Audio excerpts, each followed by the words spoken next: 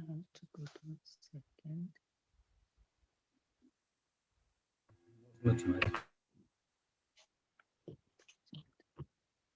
Third. We can start. So it is verse 23, yeah? Yeah. We have to do 23. At least this is the verse on the slide that you can see on the screen. Okay. 23 and Yes, correct. 4. Oh, yeah, that picture which you put. None of it. Okay. That's why that picture was kept. I was wondering why it was there.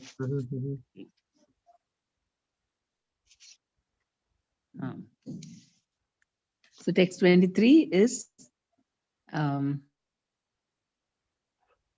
that the soul can never be cut into pieces by any weapon. В 23 стихе говорится, что душу нельзя рассечь никаким оружием.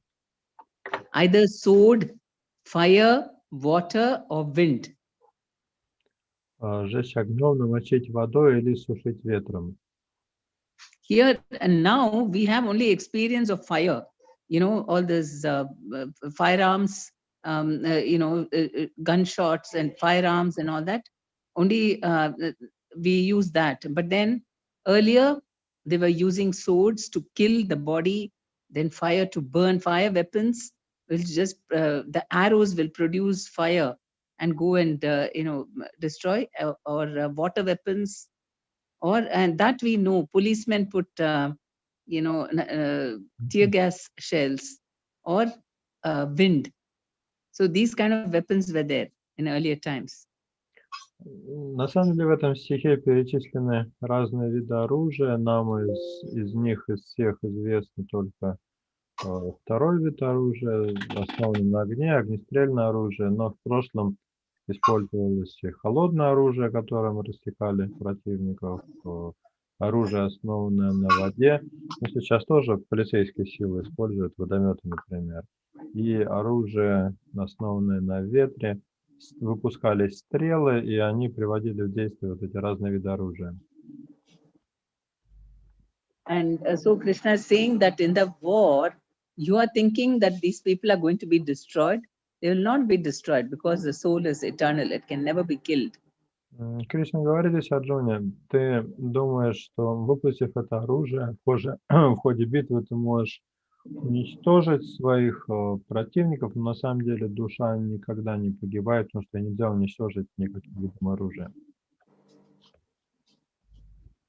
And soul is invisible from material vision. We can't see the soul with our material bodies. Душа также невидима, она непостижима нашими материальными чувствами. But in the spiritual body, we can see the soul. Пока мы находимся в материальном теле, мы не видим душу. Однако, если бы мы находились в духовном теле, мы могли бы увидеть душу другого человека. And the soul is inconceivable, means we can't understand what is the soul. Without material intelligence, very difficult to understand the soul. Душа невидима и непостижима означает, что ее невозможно постичь материальным разумом и чувствами. And it is immutable. You cannot change the soul. You cannot do anything to make it different. The soul is always the same. И она неизменна, то есть нельзя предпринять какие-то меры, чтобы душа изменилась, она останется такой же, какой она и была. So here in the purport, he is saying because they are atomic souls, they are prone to be covered, and thus they were. Okay. He's everlasting. Okay. Then, invisible, immutable, and unchangeable. Yeah. Knowing this, you should not grieve for the body. Krishna says that beyond. So all this, it cannot be changed. The body cannot. The soul cannot be changed, and because it is beyond the senses. It is not. You cannot understand it through our material senses.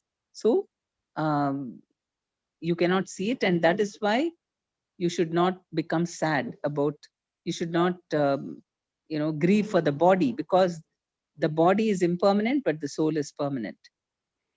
Поскольку душа невидима, непостижима и неизменна, не нужно скорбеть о теле, ибо душа вечна, а тело бренно.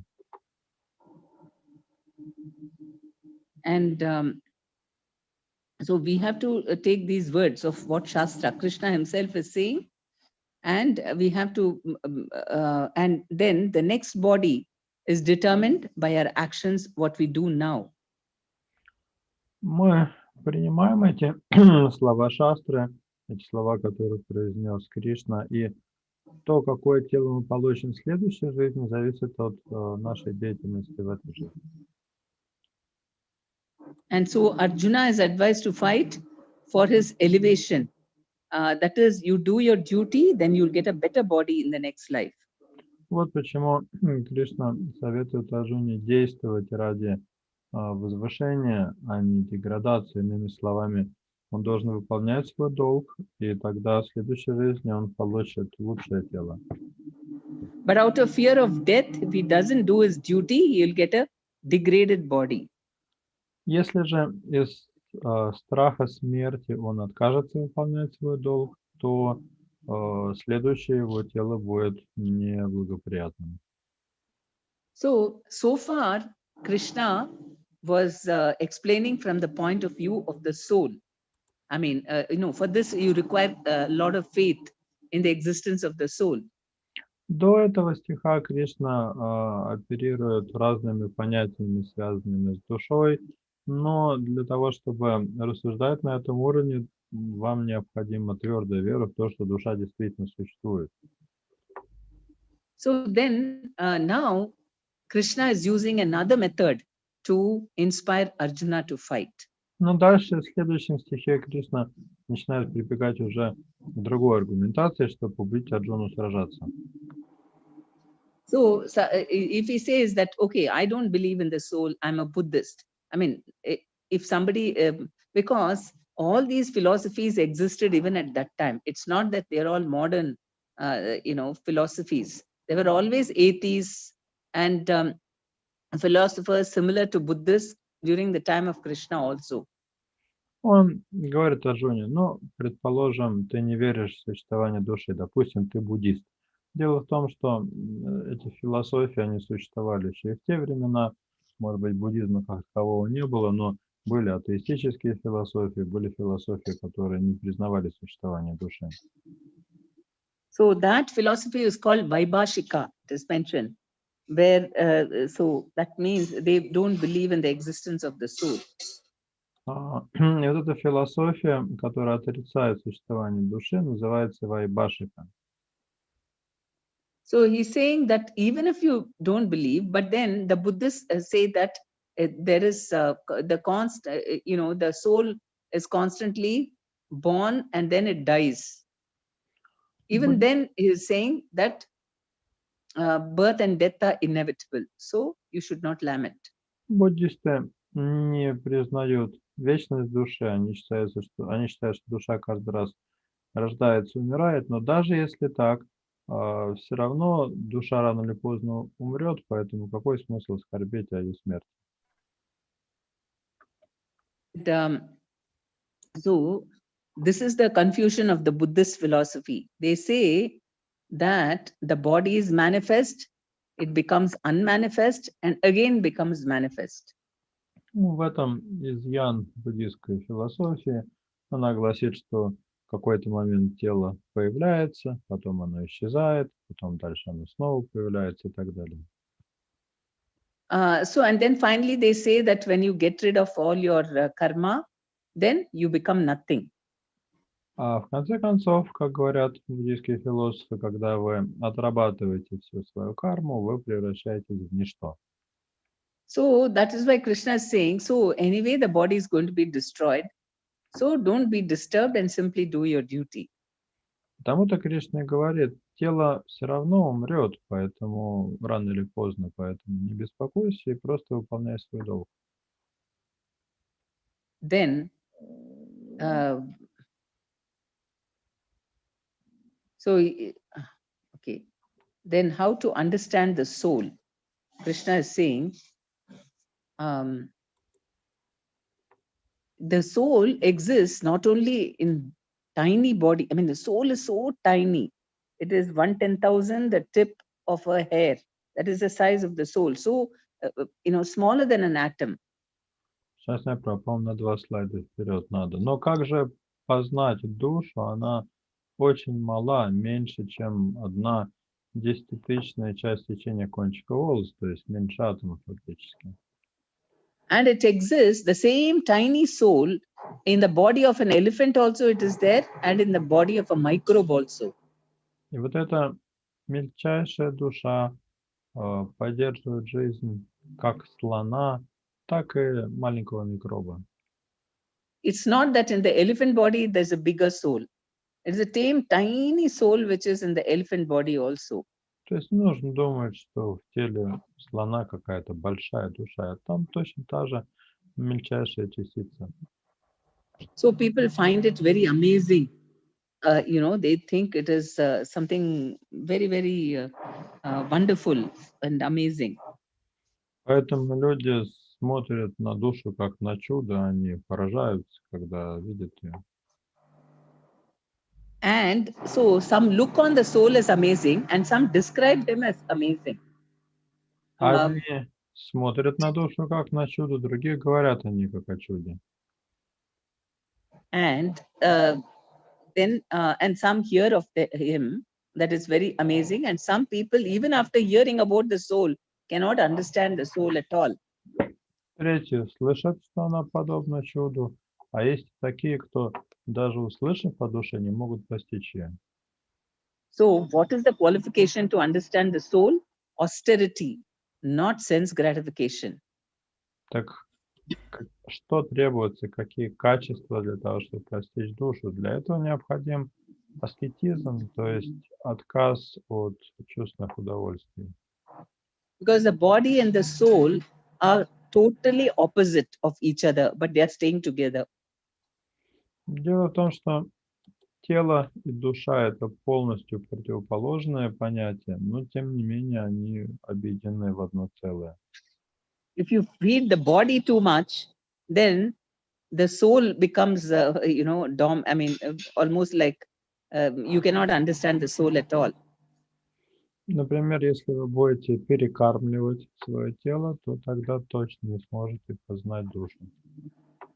But if you don't give the body too much, but give more to the soul, then only you can understand. Понять душу можно только в том случае, если меньше кормить тело и больше уделять внимание душе.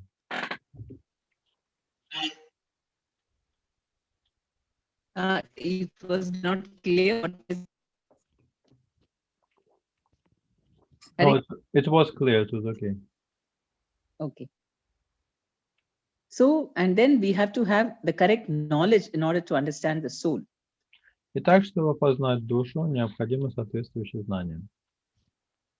So, Bhagavad Gita gives us this knowledge of the soul and what is also the super soul, or the Paramatma, or the God who is living in our hearts, and what is the relationship. This knowledge is very important, and this is given in the Bhagavad Gita. Поэтому в Бхагавад-гите даются очень важные знания о душе и о сверхдуше или параматме. Обе они находятся в теле. Шашнай Прабhu, может нам пролистнуть пару слайдов? Вы слышите меня, да? Угу. And it's very difficult to accept Krishna by everyone because we have to do a lot of penance and austerities before we can have faith in Krishna. Понять Кришну очень непросто. Для того, чтобы понять Кришну и развить веру в Него, нужно совершить много аскез. But through a pure devotee's mercy, one can understand the soul very easily. Однако, если снискать милость чистого преданного, то тогда очень просто можно постичь душу. So we can see how Srila Prabhupada has given us a very easy understanding of the existence of the soul, and he's also given us a very easy process that Lord Chaitanya has given of chanting Hare Krishna mantra. And because he has taught this to us, very easily we can understand the existence of the soul. Шрила Прабхупада очень доступно объяснил нам существование души. Он дал нам очень простой метод Господа читания о том, как осознать душу через повторение святого имени. Таким образом, он сделал для нас постижение души очень простым и доступным.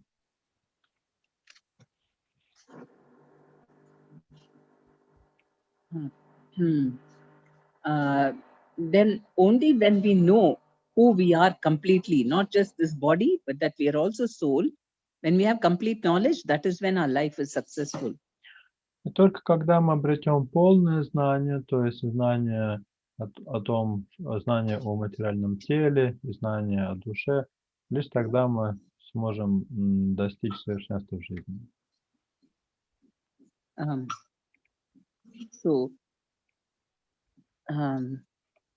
There are different ways in which we can understand the soul. One is the process of Jnana Yoga, controlling the senses with detachment. Есть разные методы постижения души. Один из них гьяна-йога или один из них дхьяна-йога или обуздание своих чувств и отвлечения. So, in order to get this knowledge, you said that, right? Controlling the senses and be detached from sense gratification. То, чтобы идти этим путем, нужно держать чувства в узде и воздерживаться от чувственных удовольствий. Вот на один слайд вперед сделайте и не листайте их, пожалуйста. Угу. Then karma yoga is to do your duty selflessly. You just do whatever you're supposed to do, but you're not thinking about meditating on what results you'll get out of it. Mataji, first was Jnana yoga or Dhyana yoga? Jnana. Первый метод был Jnana yoga. Второй метод карма йога или выполнение своих обязанностей без привязанности к результатам деятельности. And Ashtanga yoga process is karma yoga is you're doing your work, but you're thinking about giving the results to God. So in this way, you get slowly elevated. You can understand you're a soul just by acting, doing your duty. You can realize God by not meditating on the results of that work. Карма-йога заключается в том, чтобы выполнять свои обязанности, не стремясь к результатам своего плода, и эти результаты вы посвящаете Богу. Такая деятельность приводит вас к постижению Бога. And Ashtanga yoga is you you meditate on the Paramatma.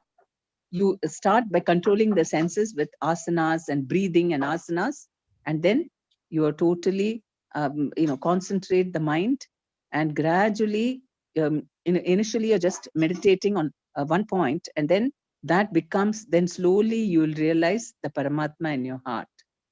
Аштанга-йога – это метод медитации на параматму. Начинается он с того, что человек разучивает асаны, учится контролировать дыхание, фокусироваться на одной точке, и в конце этого пути он приходит к тому, что медитирует на параматму.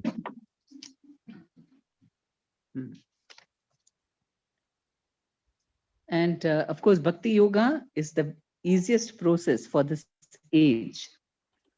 Но самым простым методом самоосознания в этот век является бхакти-йога.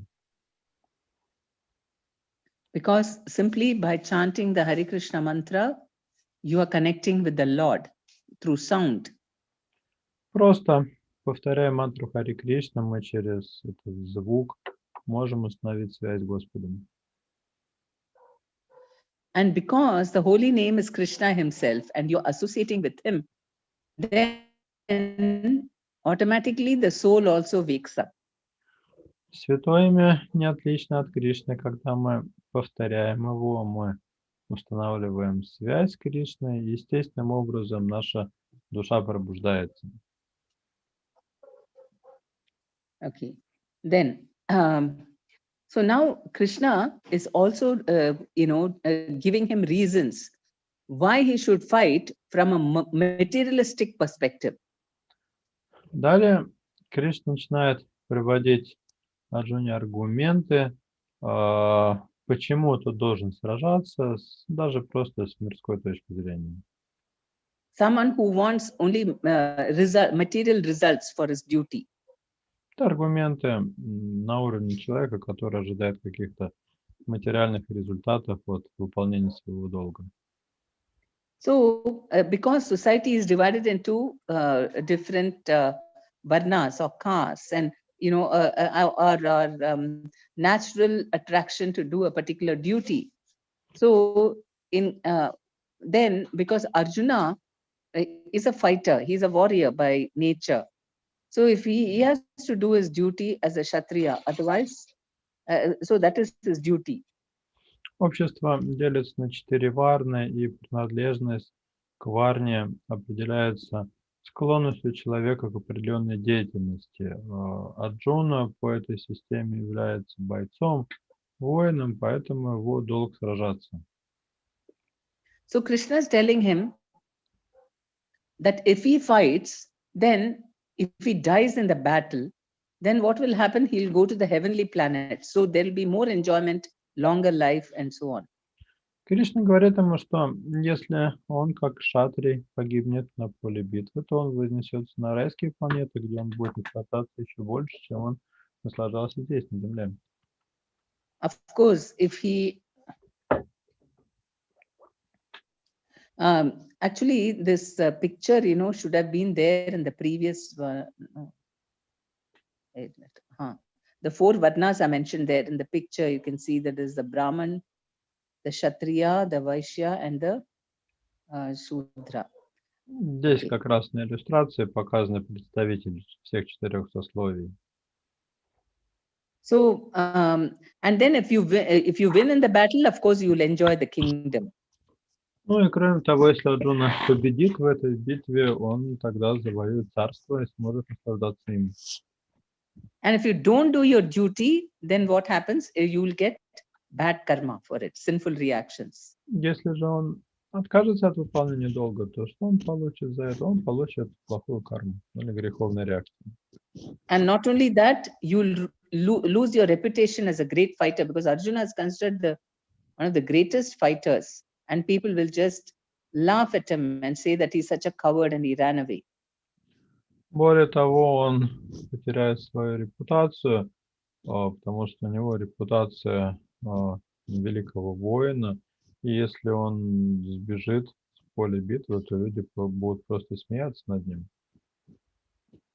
And for Kshatriyas are in the mode of passion, and they really believe in honor. They'll give up their life for the sake of honor. Кшатрии находятся в гуне страсти, для них честь превыше всего, они скорее расстанутся с жизнью, чем позволят себя обесчестить.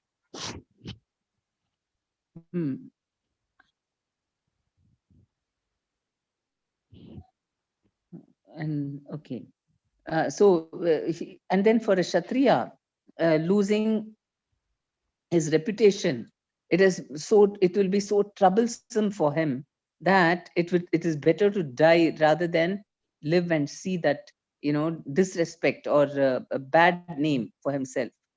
Для кшатрия потерять репутацию — это хуже смерти, поэтому лучше ему погибнуть в бою, чем покрыть себя позором.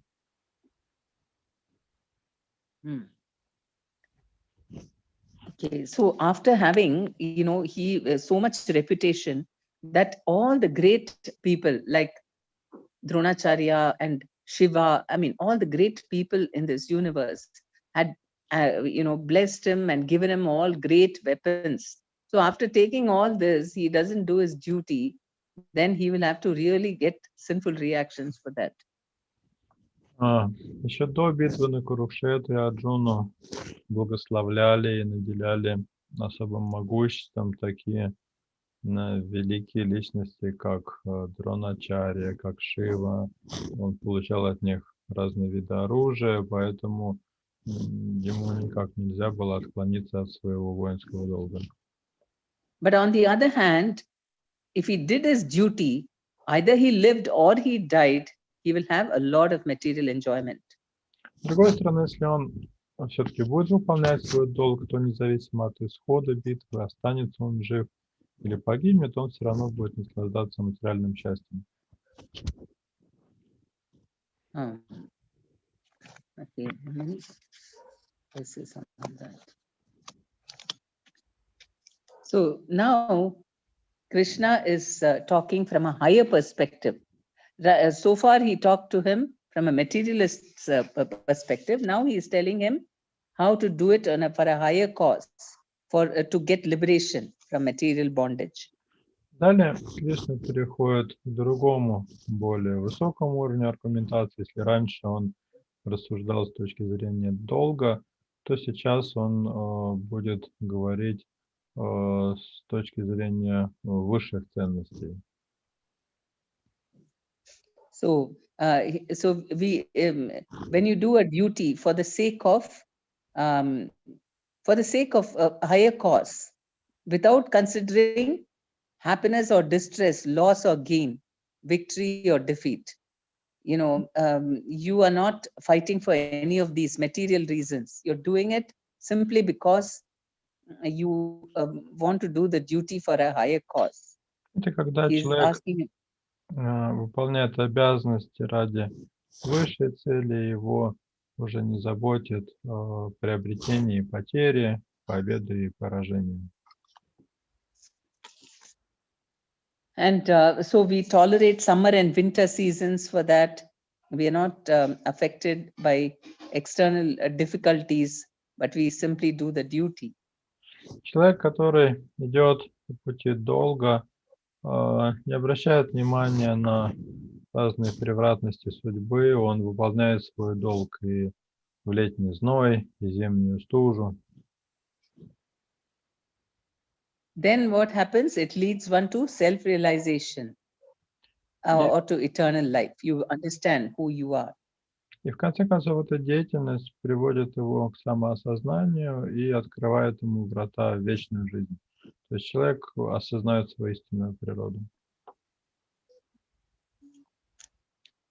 So this is, this is based on action. Whatever is, acting without attachment. Till now, he was giving him knowledge of the soul and so on. Now Krishna is telling him how to act in Karma Yoga.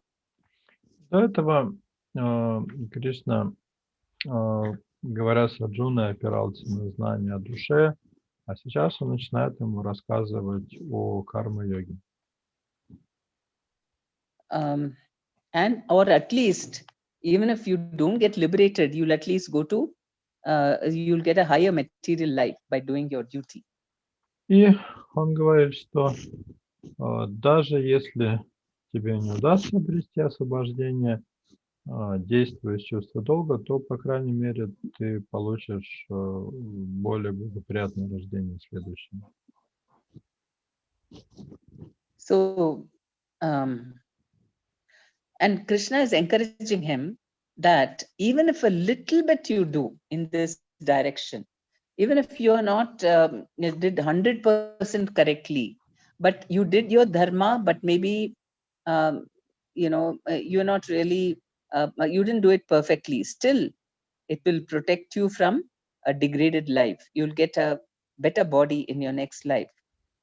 Кришна говорит, если на этом пути следования дхарме ты не достигнешь успеха, то даже небольшое продвижение по этому пути принесет очень большое благо.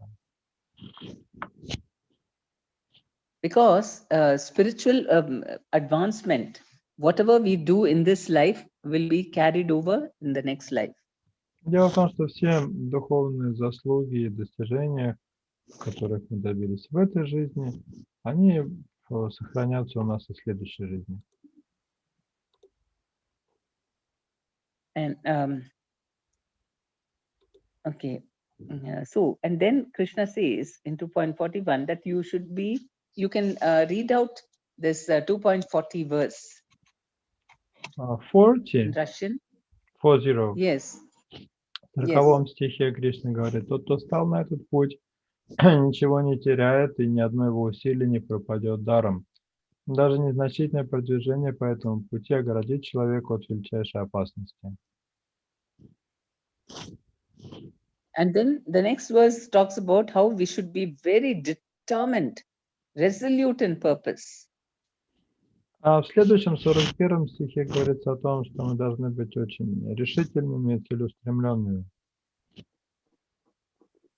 So if we have complete faith in what we are doing, then we will have extreme determination to achieve that.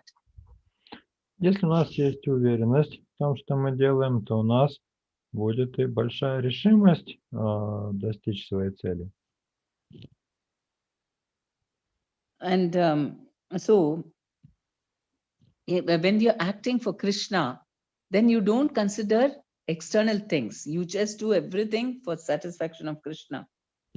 Если вы действуете ради Кришны, вас не будут особо заботить какие-то внешние вещи. Вы будете делать только то, что доставляет удовольствие Кришне.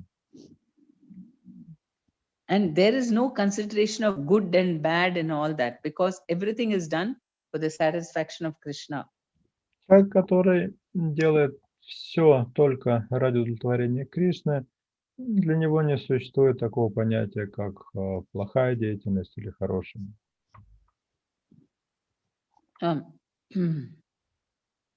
So, and the belief that if I simply surrender, if I simply serve Krishna, everybody else also will be benefited.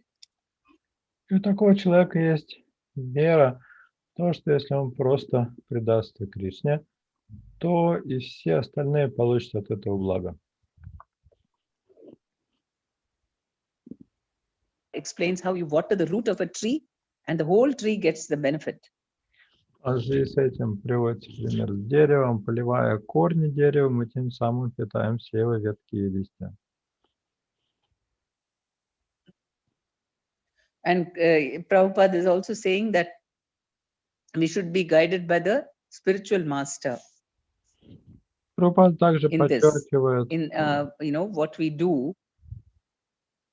важность принятия духовного учителя. So actually this verse, and this verse was the favorite verse of Srila Prabhupada. Which one?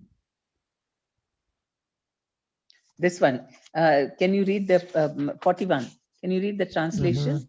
И вот следующий стих, 2.41, это был один из любимых стихов Шрилы Прабхупады.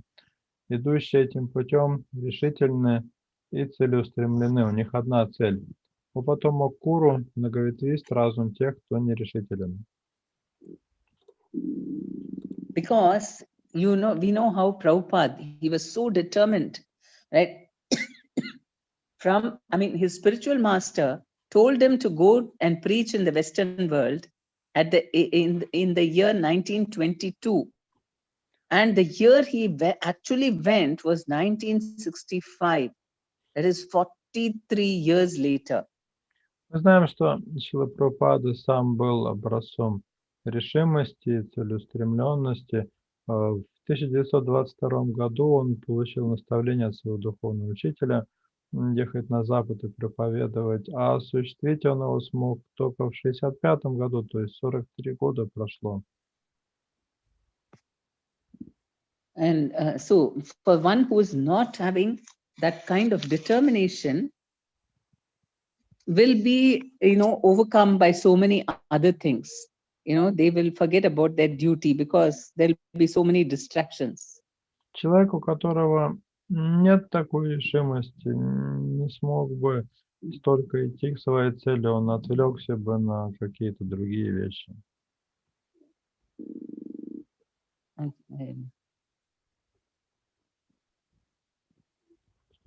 Oh, where am I?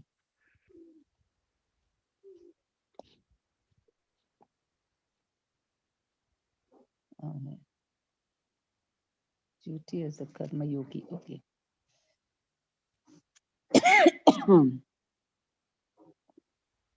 And so those who don't know what is the purpose of the Vedas, they only want sense gratification, because the Vedas can give you whatever you want. Люди, которые не знают целей вед, стремятся только к чувственным удовольствиям, потому что в ведах есть знание о чем угодно. So he is, even though Krishna gave that as a, as a kind of attraction for Arjuna to do his duty, he's not actually recommending that you do your duty just for some material benefit. Кришна просит Арджуну выполнять свой долг, но делает это он не для того, чтобы Арджуна привязался к результатам своей деятельности. So he's saying that the Vedas, those who are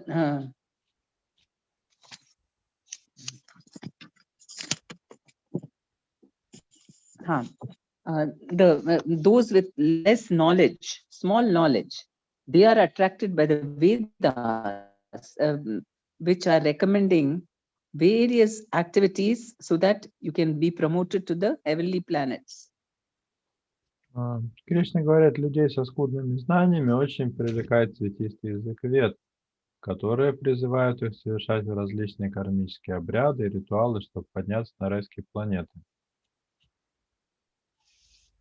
Because in the heavenly planets, life is extraordinarily long. На райских планетах очень долгая жизнь. And then you have a beautiful body which doesn't age. There is no old age and disease in the heavenly planets. Обитатели райских планет — прекрасные тела, которые не подвержены старости и болезням. And you don't even have to work hard for you to maintain yourself. На райских планетах не нужно работать в поте лица своего, чтобы заработать себе пропитание. So there's plenty of wine and women and all material opulence is all available very easily over there. Там в достатке вина, красивых женщин и других материальных удобств. So if you want to enjoy over there, all the hard work is done on the earth for that. Поэтому, чтобы наслаждаться в раю, нужно хорошо потрудиться здесь, на земле. And so because that means you have to do all the yajnas here, and then you'll be promoted to the heavenly planets. Находясь здесь, на земле, нужно совершать яги, тогда в следующей жизни вы вознесетесь на райские планеты. But Krishna is not appreciating that. Even though the Vedas are talking about it, Krishna is saying that these are all people who are less intelligent. И хотя Веды рекомендуют этот путь, сам Кришна его не одобряет. Он здесь прямо говорит, что это путь для людей со скудными знаниями. Okay. No, where is it?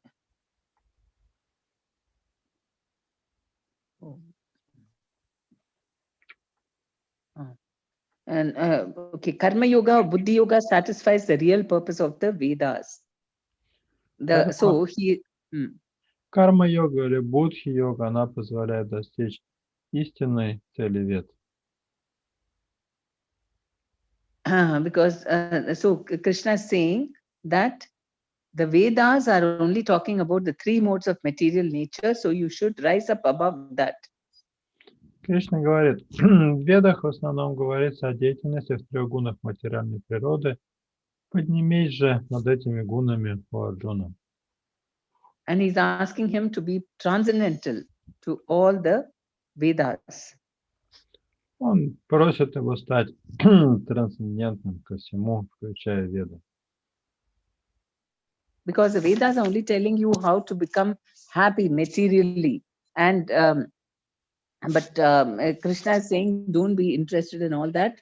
Just do your duty and don't be afraid about all these material difficulties or success. Don't be afraid of all that and be established in the self. В Ведах в основном говорится о том, как достичь материального счастья, но Кришна призывает Арджуну стать трансцендентным к Ведам и сосредоточиться на выполнении своего долга, и не заботиться о том, каким материальным последствиям это может привести. And then he is saying that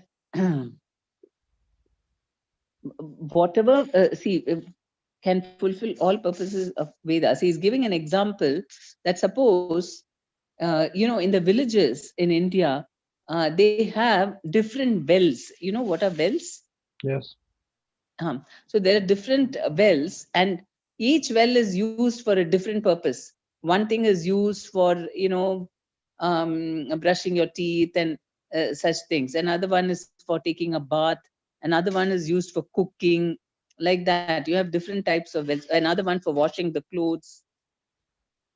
Дальше Кришна приводит пример с колодцами. К примеру, в индийских деревнях по много колодцев бывает. С одного колодца умываются, с другого пьют, из третьего идут для готовки, используют, из четвертого для стирки и так далее. But if a person goes to a river, because the body of water is so huge, you can do all activities in that river. Но если у вас есть рядом река, поскольку это огромный объем воды, вы можете в ней делать все вот это в одной и той же реке. So similarly, if you know the Vedas, that what is the purpose behind the Vedas? The purpose behind the Vedas is to teach us about Krishna, take us closer to Krishna. So if we know that purpose, then all the purposes of the Vedas we can have. Поэтому тот, кому известно высшее назначение Вед, обретает все описанные в них блага, а высшее назначение Вед заключается в том, чтобы приблизить нас к Кришне. Now we come to the very important verse, how we are supposed to do our duty. И тут мы подходим к очень важному стиху о том, как нужно выполнять свой долг. Can you read the translation? 47. Yes. Это стих 47. Ты можешь выполнять предписанные тебе обязанности, но у тебя нет права наслаждаться плодами своего труда. Никогда не считай, что результаты твоих действий зависят от тебя, но при этом и не отказывайся от выполнения своих обязанностей. So this is how a karma yogi's consciousness is. В этом стихе описано сознание карма-йога. So when he's doing his work, he's aware about self-knowledge, that he's not the body and he's the soul. Когда он выполняет свои обязанности, он делает это на основе знания о душе. Он понимает, что он не тело, а душа. And Krishna is saying that you have a right to perform some work or the other. Кришна говорит, ты можешь выполнять предписанные тебе обязанности, у тебя есть такое право. But you should not be attached to what, because you should not meditate on what result I'm going to get out of my work. Но у тебя нет права наслаждаться плодами своего труда, ты не должен думать о том, каким плодам приведет твоя деятельность. Because the results are given by Krishna. Дело в том, что плодами награждает нас Кришна.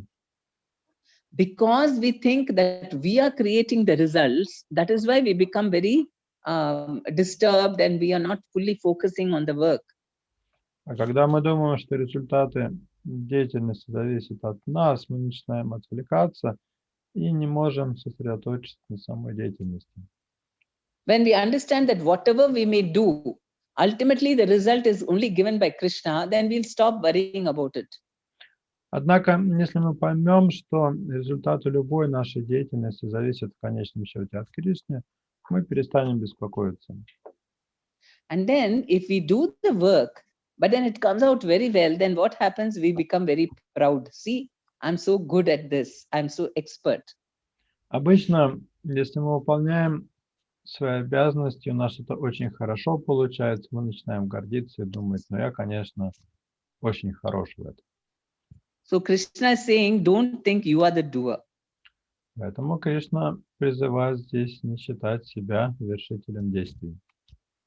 Because Krishna explains later how we are, there are 5 people who are involved in any action. 5 things which are involved from our body. Позже Кришна объяснит, что у любой деятельности есть 5 факторов. One is our body itself, that is considered the place where, so the body is involved in any action. Первый фактор – это тело, его называют еще полем деятельности.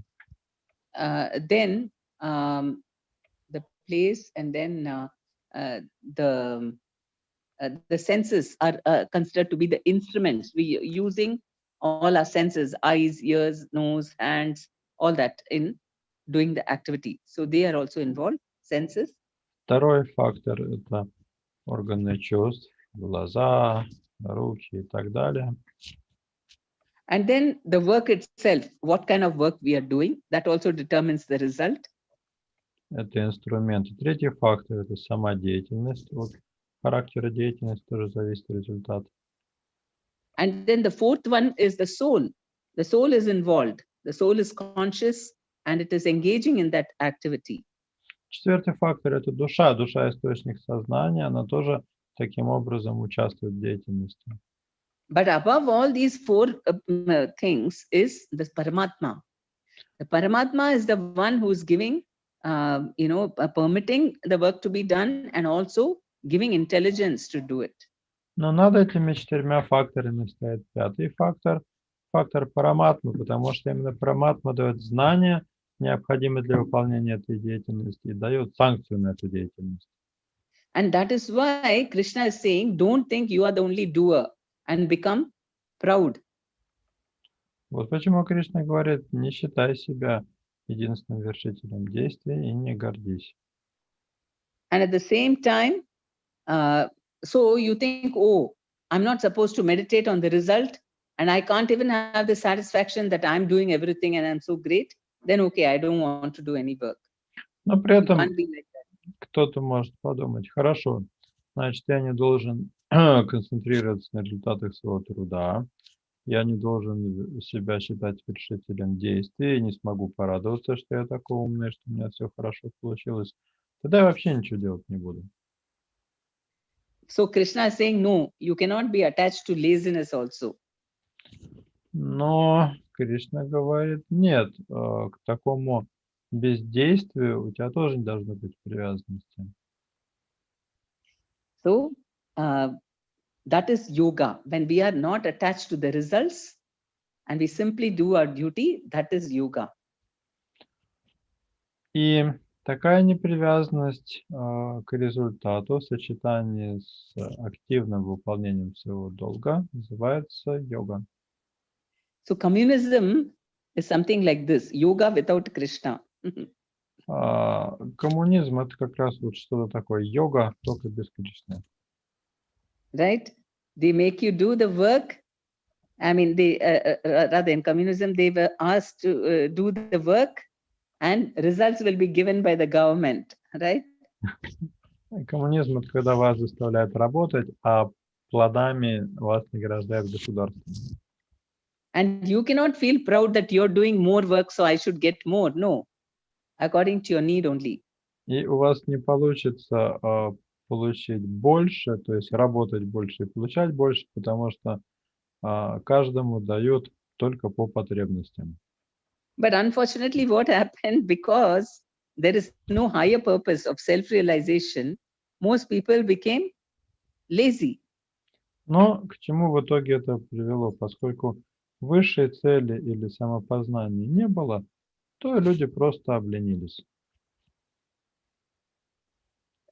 Actually, maybe because of working like that to a large extent. So that's why I think Russians have developed a lot of mode of goodness, the people, no? Because they didn't work a lot. No, because they didn't work for results. Ага. You have to just do your duty, that's all. Ага. И поскольку советские люди не приучены были к тому, чтобы работать ради плодов, а работали исключительно из чувства долга, то есть по понуждению, они все в основном находятся в луне благости. But it also developed laziness, so mode of ignorance also. Но при этом у них и ленность присутствует, поэтому получается такое сочетание благости с невежеством. So not so much of mode of passion. Гунной страсти не хватает. Only if there is a big desire for the result, then mode of passion develops. Гунная страсть развивается только когда есть очень сильное желание результата. But Krishna is saying you should not be attached to the results, and then you are supposed to do that. Why? You see, if the same thing, if this communism had a higher purpose, that in order to understand that we are souls, and in order to understand God, that is why we are doing this, then it would have made everyone liberated and very advanced in spiritual understanding. Но Кришна призывает нас не стремиться к результату. В случае с коммунизмом, если бы была поставлена высшая цель, то есть осознание себя как души, то вся эта схема привела бы к очень хорошим результатам. Okay. Then Krishna says, so what happens? Results of working in Karma Yoga. Далее Кришна будет говорить о том, каким результатам приводит деятельность в духе карма-йоги. He says, freeze from all material reactions. You don't get any bad, you don't get any karma for your actions. Сейчас, наверное, следующий слайд уже. Первый результат – это отсутствие кармических реакций, то есть вы не несете ответственность за свои действия. And so you will escape all suffering. Благодаря этому вы избегаете всех видов страдания. And the jnani, he has to struggle a lot by not doing any work. Actually, his mind, the physical body may be quiet, but the mind, it's very difficult to control the mind. So he really struggles. Whereas a karma yogi doing work, so he's engaging all his senses. So he very easily becomes self-realized. Следующий результат – это очень легкое достижение самоосознания по сравнению с гьяни. Гьяни, хотя физически не работает, но у него очень большая идет умственная работа по контролю ума. And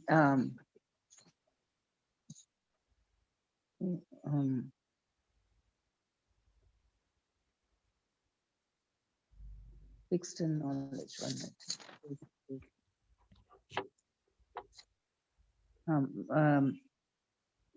paves the way to understand God and surrender to Him. So just by doing your duty properly without attachment to result, it helps us to understand God and surrender to Him. Если мы просто действуем без привязанности к результатам своего труда, это помогает нам, прокладывает путь к постижению Бога и вручению себя Ему. And he becomes indifferent to all these Vedic rituals, which are meant only for giving material benefits. У нас также развивается безразличие к ведическим ритуалам, цель которых просто принести нам какие-то материальные блага. And you get divine consciousness. И мы развиваем божественное сознание. So now then Arjuna asks, what are the symptoms of a person who has got this transcendental consciousness. Далее Арджуна спрашивает, как распознать человека, обладающего Oh, этим I'm божественным. sorry, we have not yet come. Yeah, we've come to that. Yes. This is verse 54, right? Where Yeah, we've been. Arjuna- It's not going verse by verse, you know. Mhm, So Arjuna is asking. This is 54. mhm. What are the symptoms of one whose consciousness is thus merged in transcendence? How does he speak and what is his language? How does he sit and how does he walk? На это Арджуна спрашивает, о Кришна, как распознать человека, обладающего этим божественным сознанием? О чем он говорит и как выражает свои мысли? Как он сидит и как ходит? So Krishna is saying, when has overcome his mind, which is gives rise to varieties of material sense enjoyment. So the mind is the cause of all the material desires. So he's Далее, overcome the mind. далее Кришна начинает говорить о человеке, который очистил свой ум от всех желаний, берущих начало в чувстве. То есть ключевым моментом является очищение ума. And he finds satisfaction just in self-realization. Такой человек черпает удовлетворение только в своем истинном «я». And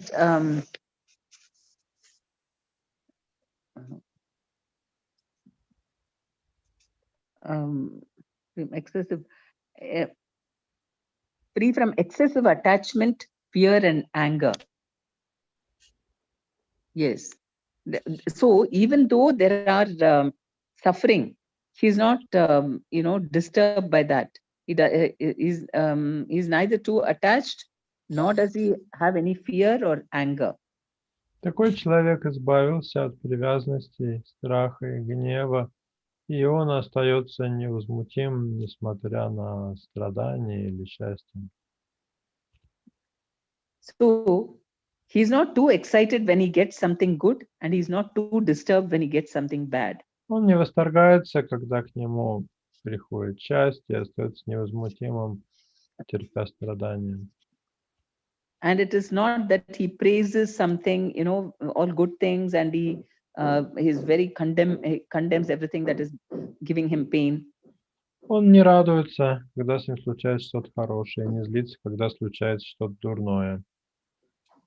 And he's always fixed in knowledge about how he is a spiritual being, and he's not disturbed by these material things.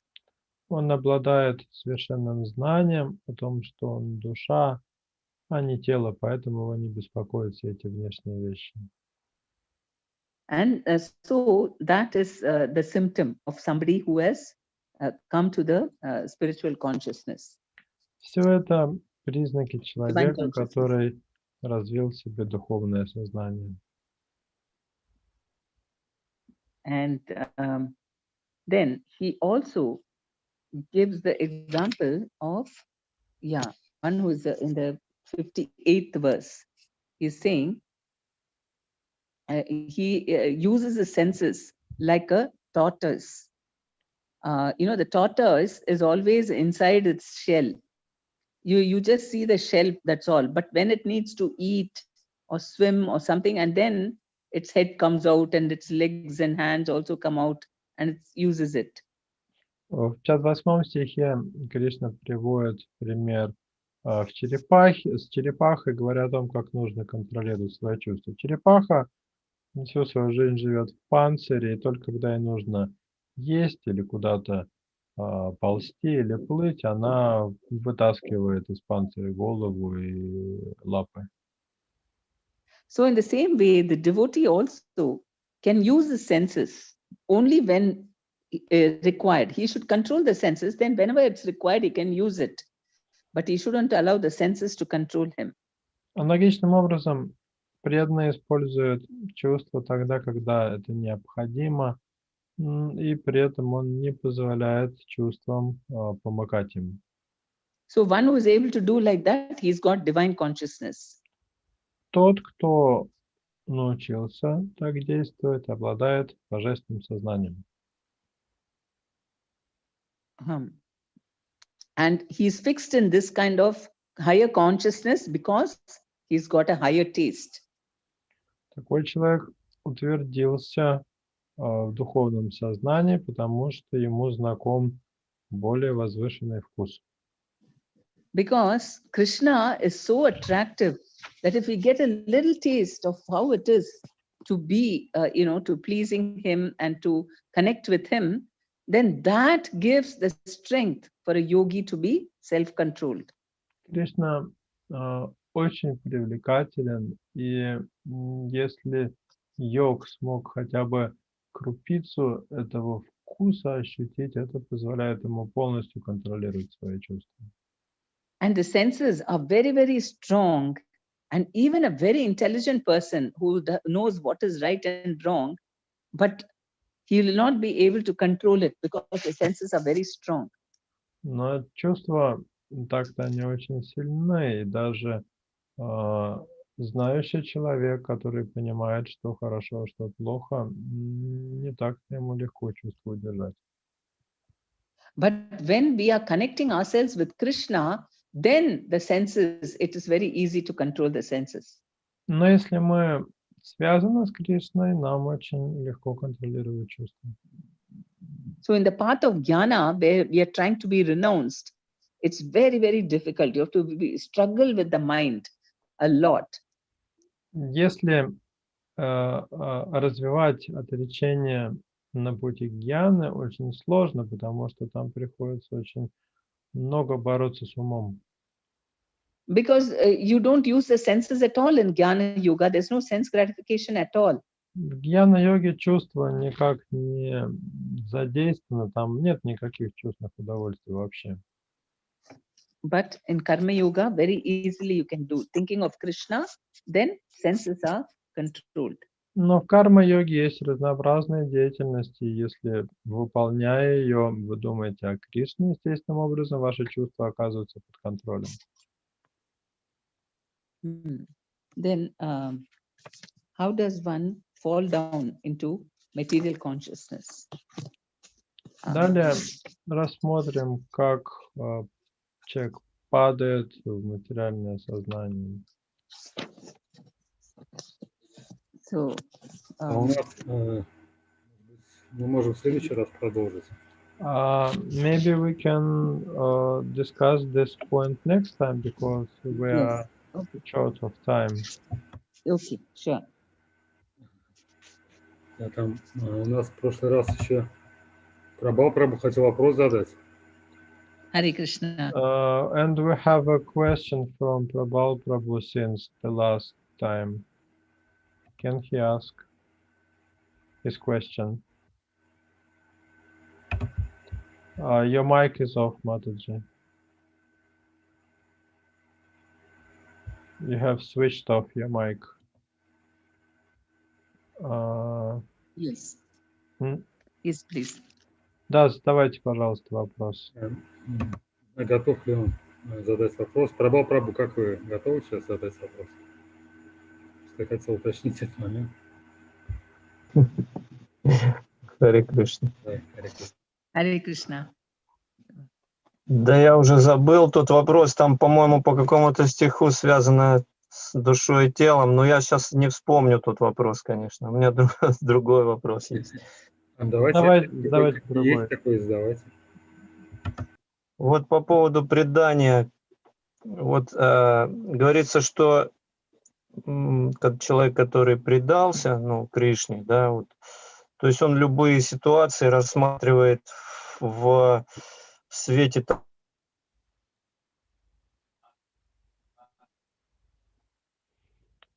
вы, например, там какие-то вот что-то не получается, да, или наоборот что-то получается, человек благодарит Кришну, что-то не получается, человек, тоже как бы видит в этом, может быть, Кришна, да, может быть, как бы оно и не надо, и мне это, да.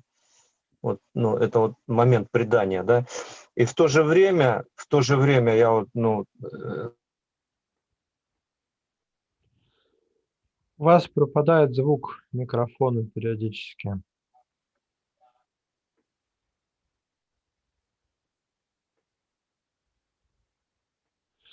Прабал Прабу, вас не слышно.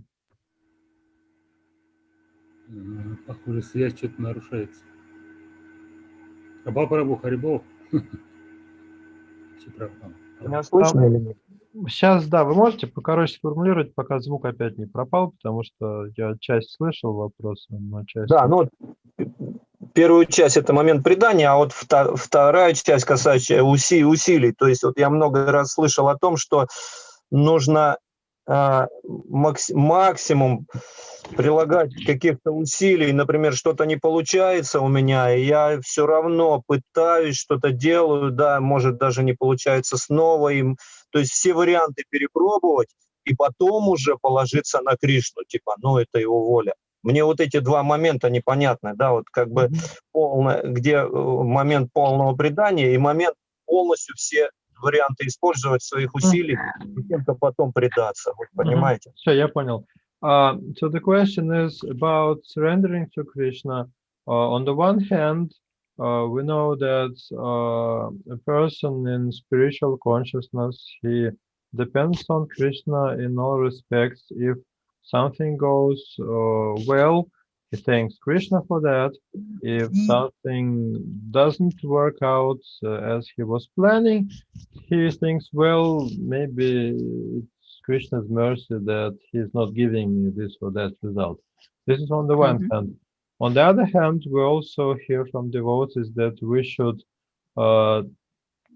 endeavor, we should try to obtain some results, even if we're not successful. We should be determined, we should try again and again, and only after many attempts, if we fail, then we can surrender to Krishna and say maybe it was his will that we didn't succeed. So the question is how to combine those two mentalities.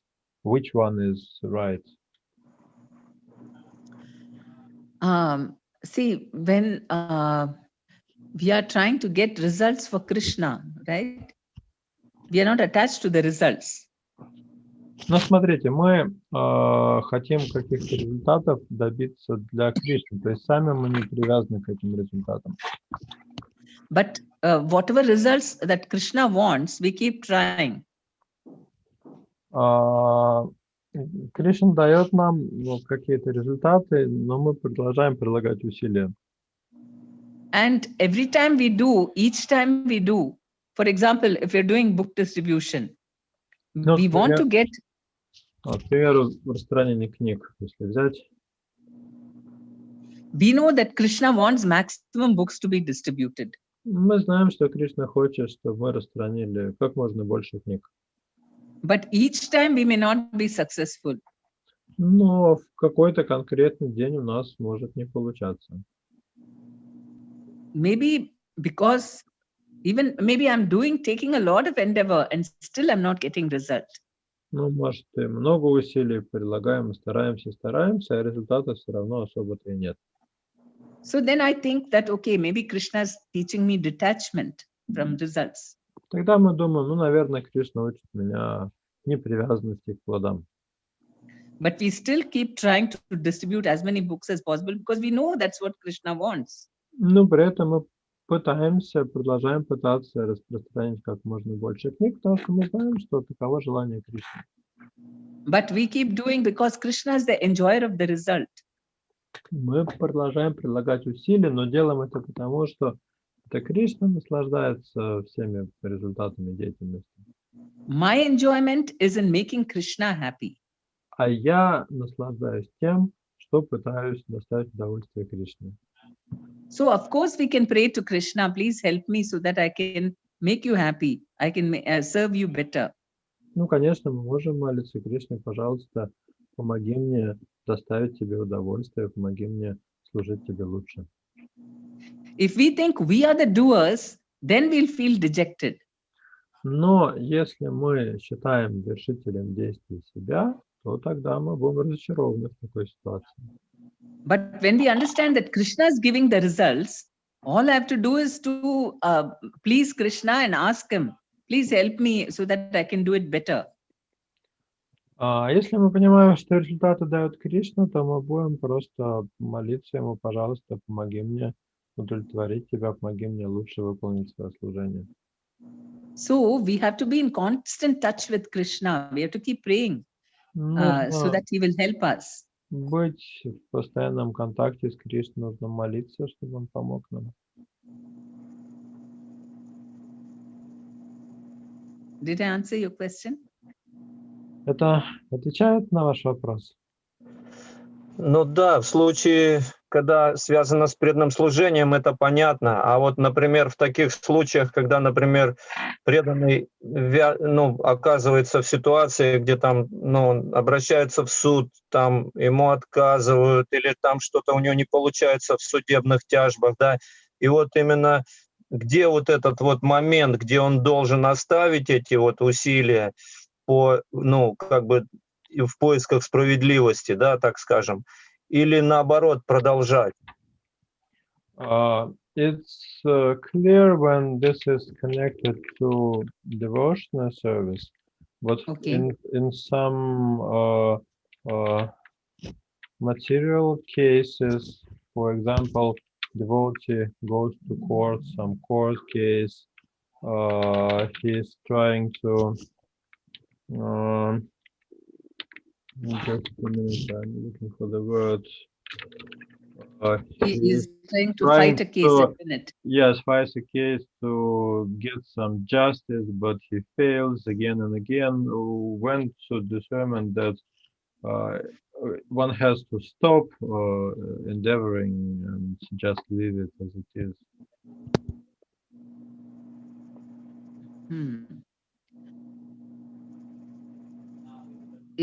If you're sure about your case, materially also you have to see whether it is worth it, whether there is a chance of your winning.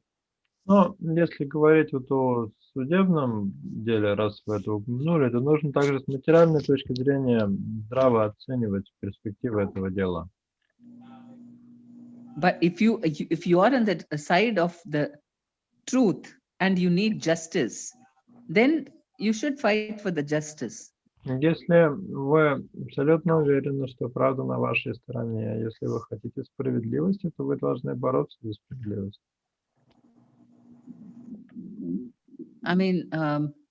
If it is not really worth it, then after a few attempts, if it is too troublesome, then we can leave it. Но если оно того не стоит, или если это приносит очень много беспокойства, можно попробовать раз-другой и потом оставить эти попытки. Why are they losing the case? По какой причине преданные проигрывают дело? Is it because the lawyer is not good? Адвокат у них недостаточно хороший, или по какой причине? Or because our case is not very strong? Или позиция в суде не очень сильная?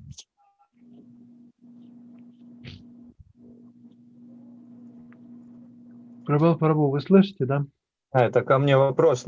Да. Не, например, вот просто такая вот ситуация, что преданный попадает в аварию, где он, реально не виноват, но у него там не было, регистратора, да, а человек, который, так скажем, виноватый был, он имеет какой-то вес там в структурах, и он как бы все, реально человек, не виноват в ситуации, там, где там аварийная, там даже люди пострадали. Но именно вот эта система, да, она делает как бы все по-своему, и получается, что вот тут прилагать усилия, получается, как бы понимаешь, что ты не виноват, а с другой стороны ничего не можешь сделать, да, вот как бы такие вот бывают ситуации. In this particular case, there was a car accident and devotee was involved, and it was not, he was innocent in this situation, and the other party is a person who has some connections with city authorities, and this devotee cannot prove that he was innocent because he didn't have a video camera in his vehicle. but he knows that he is not guilty, and some other passengers were hit also, but he cannot prove that he is not guilty. And what is does he have to pay some money because of that? Он должен какой-то, ну, штраф какой-то выплатить, или что ему присуждают в результате? Ну да, большой штраф.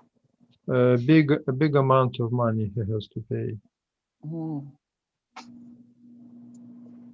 Yeah, you have to take shelter of Krishna and try your best. I mean, have the best lawyer to fight for you.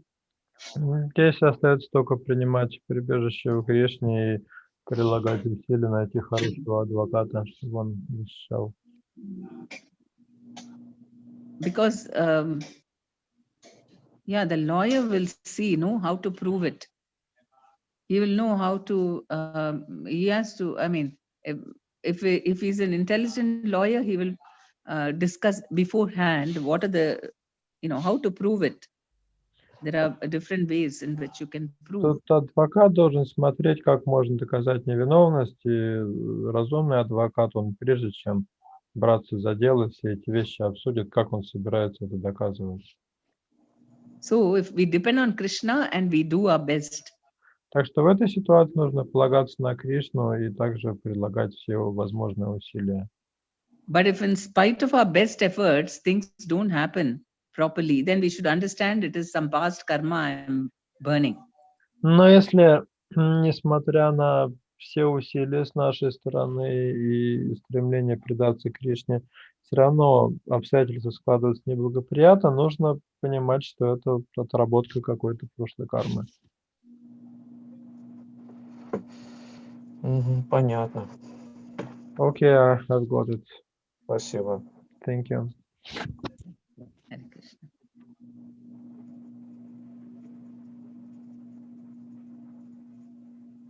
Any other question? Спасибо. Больше нет? На этом лучше завершить. We have to stop. Thank you so much, Mataji. Gurudev ki Thank you. Hare Krishna. Srila Gurudev ki jai, Srila Prabhupada ki jai, Srimad Bhagavad Gita Granth Raj ki jai. Vancha kalpatarubhyascha kripa sindhubhyeva cha patithanam pavanebhyo vaishnavebhyo namo namaha.